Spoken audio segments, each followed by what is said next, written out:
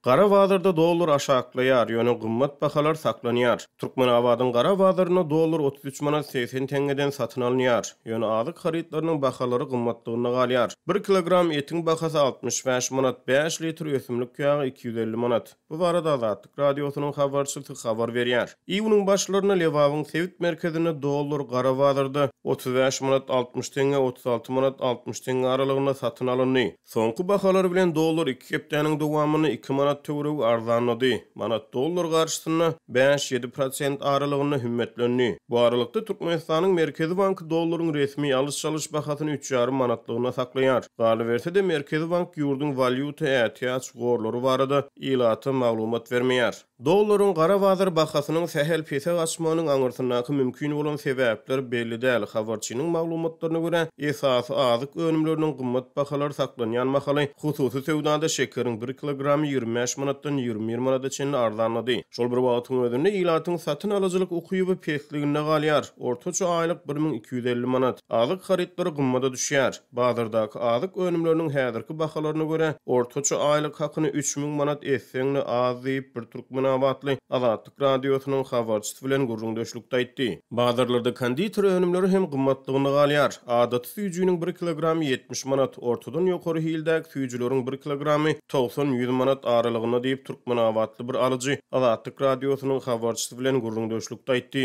Ýurtda soňky ýyllarda ýitileşen ykdysat çökgünlüğüň arasyna qara bazarda dollaryň manada bolan gatnaşygy geçen noýabrda birden hassa ýokarlanyp başlady. Noýabryň ortalaryna dollaryň qara bazar bahasy ilki 23 manat töwereklerinde, ýöne soňra birden dekabryň aýagyna çenli ilki 25-27 soňra 29 manata çenli ýokarlandy. Dollar martda 32 manata çykdy. Apreliň başlaryna 40 manatdan geçdi. Soňky bahalar bilen qara bazarda dollar manat garşysyna martyň başlaryna hümmetine çenli peselýär. Häkimetler ýurtda dowam edýän ykdysat çökgünlügiň takypgerimini açaçan boýun almaýar. Manadyň dollar garşysyna sehel hümmetlenmegi Türkmen hökümetiniň gazy geçiriji üçin Hytaýa bolan karzyny dolu üzleşenligini elan etmeginiň ýa-da gawat geldi. 11-nji ýylyna geçirilen hökümet maslahatyna Türkmen hökümeti Türkmen Gaz döwlet konserniň Türkmenistan Hytaý gazy geçirjisini gurmak üçin we galkynyş gaz känini özleşdirmek üçin alan daşary ýurt karzylaryny dolu gaýtaranlygyny elan etdi. Ýurdun ykdysady görkezjileri boýunça Türkmen hökümetiniň hödürleýän resmi sanlary halkara maliýe guramalarynyň hasabatlaryna çapraz gelýär. Ýa-da Halkara Valyuta Fondy 2020-nji ýylda Türkmenistana jemi çerki önümiň ösüşdi epginiň 0,18 götürme deň bolanlygyny elan etdi. Türkmen hökümeti bolsa bu görkezjiniň 5,10 götürme barabar bolanlygyny öňe sürdi. Munyň ýa-da bütün dünýä banky ýa-ni ýakyna iýunyň başlaryna ýaradan global ykdysady perspektiwalar atly täze hasabatyna esaslandyrylan hildäki ygtybarly maglumatlaryň ýoklugy sebäpli Türkmenistanyň hasabaty girdilmeýänligini ma'lum etdi. Bu aralykda Azatlyk radiosynyň ýerli habarçysynyň maglumatlaryna görä Lewawyň dolandyryş merkezine ilatyň nagd we nagd däl tölew bilen bagly ýüzbeýiz bolýan kynçylyklary dowam edýär. Ýerli ýaşaýjylar Türkmenabatda ýerleşýän hususy dukanlaryň ençemesinde nagd däl hasaplaşyk üçin tölew terminallarynyň oturdylmagyny aýdýarlar. Nagd däl hasaplaşyk üçin tölew terminallary dukanlaryň ählisinde ýok. Terminallar ýa işlemeýär ýa-da tölewiň üstünden onu götürüm pul tutulýar. Bank kartlary arkaly tölew geçirilerine satyn alan haritlaryň bahasynyň üstüne goşmaçy onu götürüm tölew goşýarlar. Şu meselede gözewçilik ýok. Salgyt gullugy hem şu mesele gözewçilik etmeýär diýip bir Türkmenabatly ýaşaýjy Azatlyk radiosynyň habarçysy bilen gurrundaşlykda aýtdy. Beýleki bir ýaşaýjynyň sözlerine görä şäherde ýüzlerçe hususy dukan bar we şol dukanlardan diňe 25 töwereги dukanyna tölew terminallary işleýär. Ýöne olar hem hasaplaşyk üçin goşmaçy onu götürüm tölew tutýar. Banklarda nagd pul ýok. Bank kartlarynyň üstü bilen sewda etmek üçin şeýle kynçylyklar bar. Onsoň adamlar nädip azyk önümlerini satyn alsyn diýip ýene bir ýaşaýjy dowam edýän maliýe kynçylyklary boýunça pikir beýan etdi. Bankomatlardan pul nagdlaşdyrmak bilen bagly problemalar soňky ýyllarda hasy ýitileşdi. Pullaryny nagdlaşdyryp bilmeýän ýaşaýjylar bank kartlarynyň üstü bilen tölew geçirmäge istek bildirýär. Ýöne dukanlardaky terminal ýetmezçiligi ýa-da terminal hasaplaşygy bilen bagly goşmaçy tölewler ilaty kynçylyklara sebäp edýär.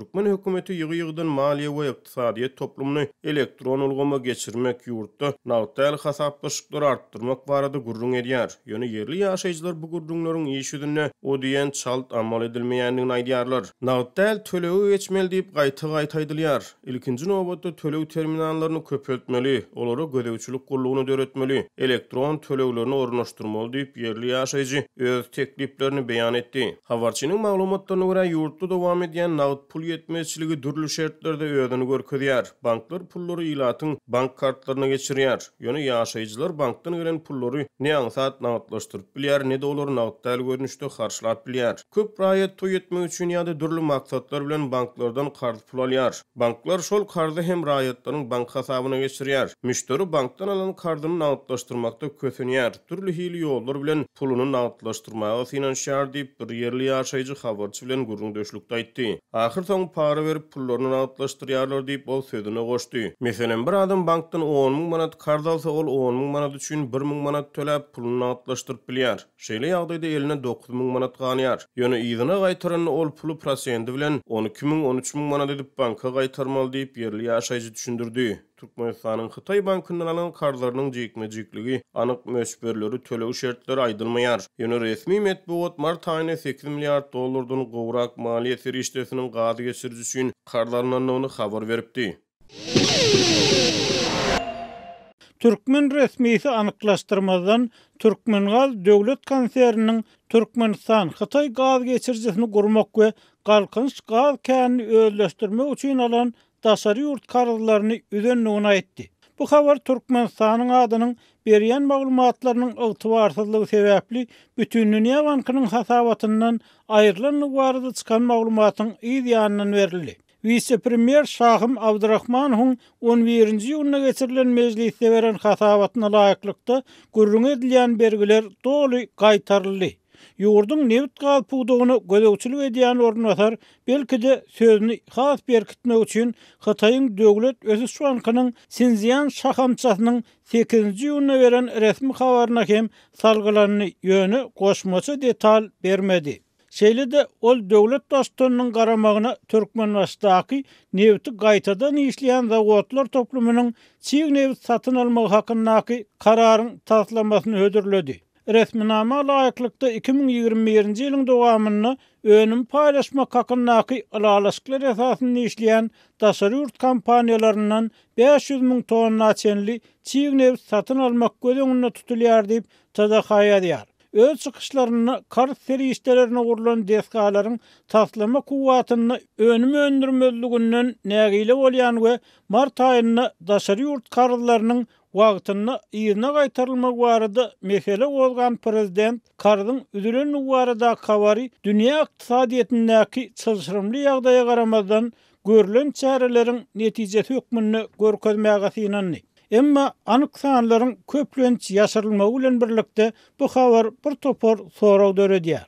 Geçen ýylyň Thomsonyna Interfax beren habaryna görä 2020-nji ýylyň ýanwar aýy bilen deňeşdirilenini aprelde Türkmenistanyň Hytaýa aktyran gazynyň mösberi 18% pese gaçdy. Şeýle-de neşir Hytaýyň aprel aýyna her 1000 kub metr türkmen gazy üçin $227 töländigini aýtdy. Hytaýyň Petrochina kompaniýasy geçen ýylyň martyna gaz importlary boýunça force majeure elan edýändigini, ýurda import edilen gazyň möçberini global pandemiýanyň fonuny azaldýandygyny habar berdi. Interfax Hytaýyň gümrük statistikalarına sarylanyp Türkmenistanyň geçen ýylyň apreline Hytaýa her güýje günlüğüň dowamyny 69 milyon kub metr. 2019-njy ýylyň dowamyna bolsa jemi 31,2 milyard kub metr gaz berenligini habar berdi. S&P Global Platts neşiriniň geçen ýylyň maýyna Hytaýyň gümrük gullugynyň sanlaryna sarylanyp beren habaryna görä 2019-njy ýylyň dowamyny Türkmenistan Hytaýa 33,3 milyard kub metr möçberini gaz berdi. Hytaý Türkmenistanyň iň iri energiýa müşterisi we 10 ýyldan gowrak wagt bäri türkmen gazyny satyn alýar. Ýöne bilermenler Pekiniň Aşgabatda töleýän төлewleriniň belli bir böleginiň Türkmenistanyň Hytaýdan alan karzlaryny üzmäge gönükdirilýändigini aýdýarlar. Ýöne ol teristelerin möçberi aýdylmaýar. Döwlet başçyny fevral aýynda ýalňyz buğdogynyň bir näçe ýol başçysyna şol sanyny Türkmengaz döwlet konserniň başlygy Batyr Amanow kärhanalarda kemçilikler üçin mart aýyna bolsa ýurdun baş prokuraturasynyň daşary ýurt kararlary boýunça geçiren barlyklaryny ýüze çykaran kemçilikler üçin nägilelik bildirdi. Emma bu kemçilikleriň nämedi we şeýle gysga wagtda nähil düzedilenligi, kararlaryň öz wagtyna ýygyna gaýtarylma baradaky meseleniň näme üçin hökümet mejlisiniň gün tertibine girilenligi hiç wagt anyklaşdyrylmady. Resmi maglumatlara görä Türkmenistan 2009-2011-nji ýyllarda Hytaýdan ýurdun neft gaz buğdogyny ösdürmek we eksport edilen gazyň hasabyny üldüşmek maksady bilen 8 milyard dollardan gowrak kardarly. Mart aýynyň mejlisi bu kardyň möçberiniň ABŞ-nyň 8 milyard 800 milyon dollaryndan gowrak teriste bolanyny açyk aýdyldy ýöne şu geçen döwürde Hytaýa satylan gazyň möçberi we bahasy anyklaşdyrylmady. Siňe seredilse prezidentiň kar teristelerini öz wagtyna gaýtarmak üçin alynan kararlaryň hasabyna gurulan senagat kärhanalaryny taslama kuwwatyna çykarmak barada Türkmengaz, Türkmenneft döwlet konsernleriniň Türkmen Geologiya Döwlet Korporasiýasynyň ýol başlaryny neden talaplaryny ýerine getirmek we bergizmek meselesi o diýen ýeňil çözüljegi meňdemeýär. Şol wagtda döwlet başçylarynyň tawsyrygyna laýyklykda geçirilen prokuror barlyklarynyň kar teristelerini netijeli öýleşdirmek we olary wagtyna gaýtarmak meselelerini käbir kemçilikleri ýüze çykaranlygy anyklaşdyrmazdan habar berildi. Türkmen hökümeti soňky ýyllarda guruluş senagat toplumuna 2 milyard 682 milyon Amerikan dollaryny golay möçberdi. Ulug aragatnyş toplumuna 1 milyard 5,5 milyon Amerikan dollary möçberini, Oğuzuluk toplumuna 822 milyon 200 min Amerikan dollary möçberini daşary ýurt kar seristeleriniň çekilenligini aýtdy we garlykda gurulan Dagmagdan kärhanasy, Türkmenbaşda gurulan Täze port, Aşgabatda gurulan Täze halkary uçar mendili, Täze demir ýol ulgamlary ýaly taslamalaryň öz taslama kuwwatyna işlemeýänligi habar berilýär. Adatlyk radiosynyň mundan öň beren maglumatlaryna görä 10 miňlerce türkmensaly studentler daşary ýurtlarda bilim alýarlar. Olaryň aglabasy öz hasabyny okuýarlar we stipendiýa almaýarlar. Şolar wagtyň özünde olar soňky ýyllarda maddi kynçylyklar bilen ýüze-ýüz bolýanlyklaryny, enatasynyň bank kartlaryna ýatyrýan pullaryny çekmeň ýa-da Western Union arkaly Türkmenistanyň pul almagyň juda kynlygyny Adatlyk radiosyna habar berýärler. Hut şol sebäpli studentler okuwynyň daşyndan ýa-da okuwyny wagtlaýynça hareketme berip, ujypsy hakka işlemäge mejbur bolýanlyklaryny aýdýarlar. Eger biz işläp pul kazanmasak, onna aç yatmaly bolýarys. Şonuň üçin erkekler hususan guruşuklarda, restoranlarda, gyýdlar naharhanalarda, restoranlarda we kafelerde hyzmatçy, gapçana küwüji we tämizlikçi bolup işleýärler diýip bir ruhsy okuyan adynyň tutulmagyny islemedik 23 ýaşly student Adatlyk radiosu bilen söhbetleşigini aýtdy. Biz günne 5-10 dollar hak üçin onun sagatlaپ işlemeli bolýarys.